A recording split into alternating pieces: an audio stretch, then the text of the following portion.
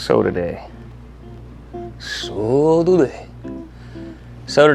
gonna, what the hell are we gonna do today? Kai, what are we doing today? I'm gonna figure it out. We got a junkyard motor from the, the junkyard. I'm gonna open that, see if we won the junkyard lottery. That'd be cool, it'd be great. I like to be a winner. Pulled what we believe to be a 5.3 out of the yard. It spins, but we're gonna pull one of the heads off, maybe both the heads off, and just kind of eyeball it before it's out of the truck. Just so we know that if there's, some really beat up pistons or a lot of rust in the block or something. Basically, if it's more than I feel like dealing with, then we can just take it right back to the yard before the warranty's up, go grab something else. I felt so bad while we were at the yard. We had gotten this whole bag organized, and we put it in the little wheelbarrow, and that bitch fell over, dumped everything. From what I could pull from the, I don't remember what the VIN number was on this thing, but from what we could pull on the numbers and everything, this is, I think, a LM7, so like the classic 5.3 iron block. In my opinion, I like working with iron blocks much more than, I forgot my guitar and everything's in here. Ooh. What was I saying? Oh, right. Prefer iron blocks over aluminum because I'm kind of an idiot barbarian. So, things get put on and off with the impact a lot, and I think the iron holds up to it a bit better.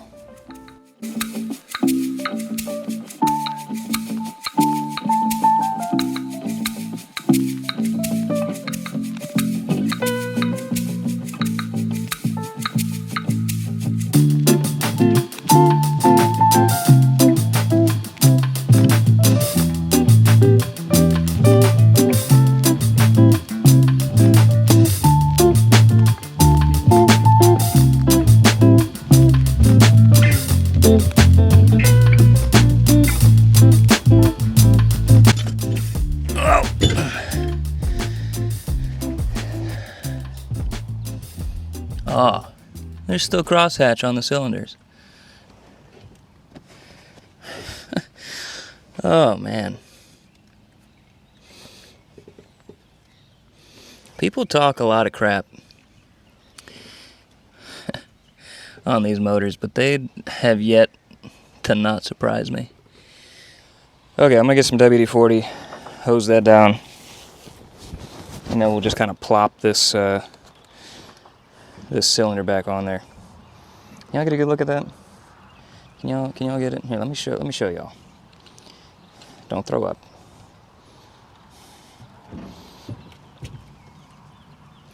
Can y'all see that? That is not bad at all. So I'm gonna let the rain go away and then we'll pull the other head, but I suspect it looks just like this. I'd be surprised if it didn't. Now, obviously, there's trash and everything in that stuff, but we'll deal with that when we get there. No, we can't go home. You wanted to come with me. This is what I'd be doing when you're at home.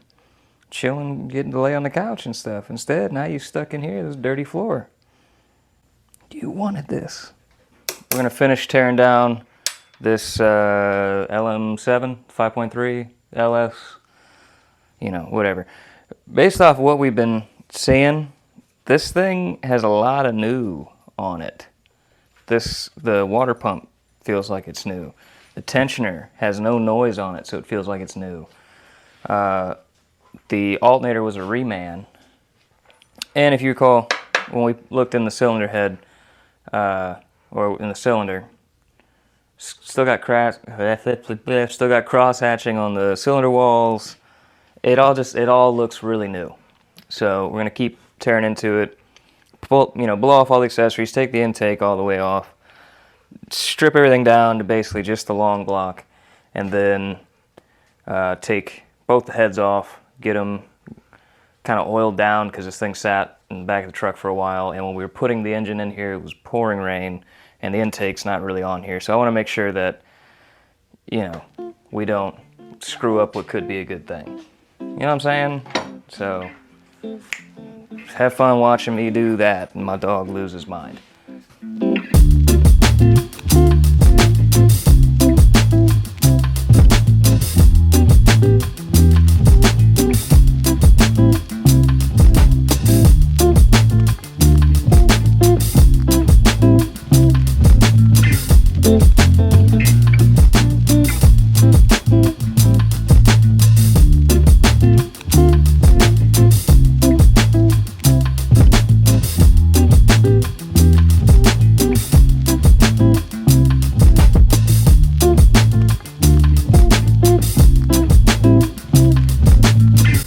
Okay, so something interesting just happened when I pulled that side head off.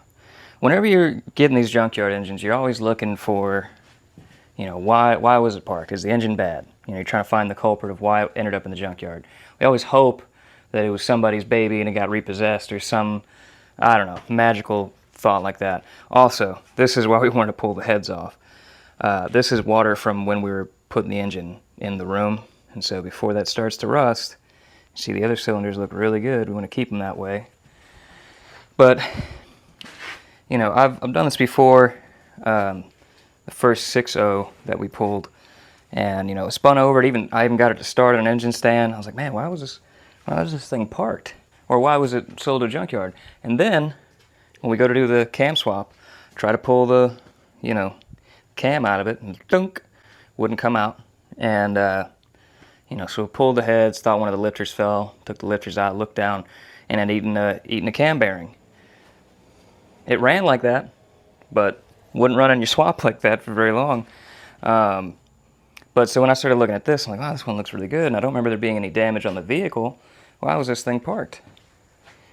Well, didn't notice it, but I found it fell out of my hand and fell in here. We found this right here. That is a piece from this coil. It probably had a dead miss or whatever, you know, had an issue. Not a dead miss, but you know what I'm talking about. Had an issue. Guy didn't want to mess with it anymore. Put it in. Broken, what do you call it, coil spring? Broken valve spring. Bam, which is no problem to us, because we're probably changing these springs anyway. With how nice the cylinder walls on this thing are, still having the crosshatch and all that stuff. And I know this all looks really greasy, but it's really not that bad, especially like the pan is really clean, you know. And you go to a place where it doesn't see as much, the back plate is pretty nice. So, had an issue with the motor and said, screw it. You know, I'm sure he took it to a shop or whatever, and the shop quoted him, you know, $500,000 to replace a valve spring. And let's see, it goes on this way, so that's what? This cylinder here.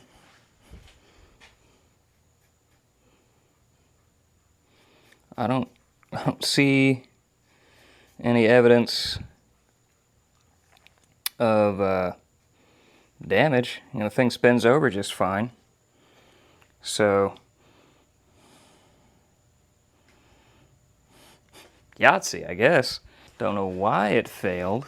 That'd be an interesting thing to find out. It'd be really funny to find out somebody put a cam in this thing to get some more performance, and those springs are just not up for the task. But that being said, and since we are into this motor so cheap, it might be a good idea. New lifters, you know, new lifter trays, all that, as well as obviously all the gaskets. But we'll run it by the guy that wants it, and we'll see if he wants to do it. So far so good.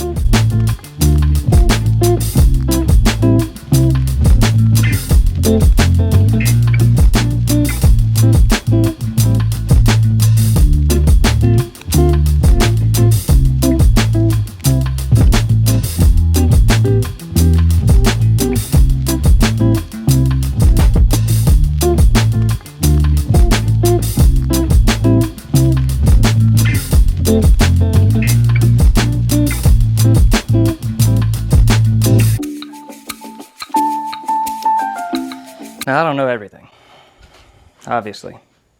Things like organization, you know, part management, don't know any of that. But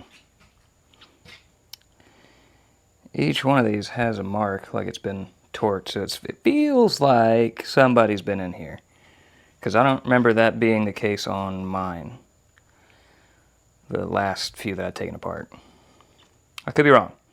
Totally could be wrong. But with that, and the really fresh looking O-ring on the pickup tube, and everything else I'm seeing, and this gasket being like completely reusable and brand new and has RTV squished on it. I don't know, Jerome, I'm liking your odds, man. We really might have picked a solid one for you. Wouldn't that be something? Anyway, I'm gonna spin it back over. Yeah, everything's disconnected now. Spin it back over, let all the rest of this oil drain out the bottom, and start just spraying the cylinder walls down, getting them oiled up, lubed up, making sure they're not gonna flash rust, and then that's kind of where we're gonna call it for now.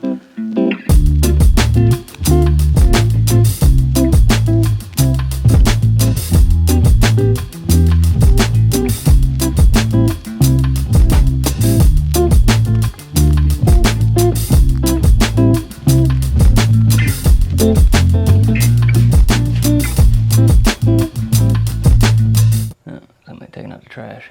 Anyway, it's gonna just about do it for this one. We got it all kind of stripped down, not all the way down to the bare block, but got it cleaned up pretty well, and we have a very good idea of what we're dealing with so far. The only unknown surprise that we got is if the cam bearings are good or not, which more than likely they are based on everything else that we've seen, but cam's got to come out anyway, so pull that off, hit the cover, and pull the cam and do all that and kind of lay eyes on it. But that will be for another video. Today, I'm calling it early. I'm already sweating through my shirt. I stank. It's time to go home. Anyway, we'll catch you there.